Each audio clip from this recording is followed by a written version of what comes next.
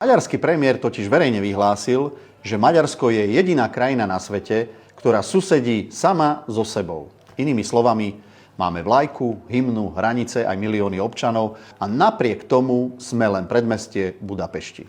Slovensko vraj nie je skutočný sused.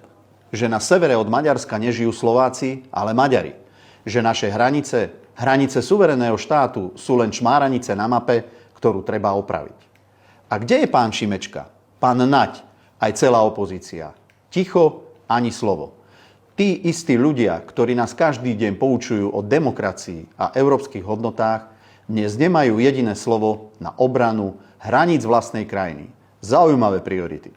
Zrejme čakajú, kým im Brusel pošle návod, ako na to reagovať. Asi to bude tým, že maďarský premiér je pre nich ten správny, ten prozápadný a demokratický. Slovensko má hrdých občanov a jasné hranice. A my ich budeme brániť bez ohľadu na to, odkiaľ fúka vietor.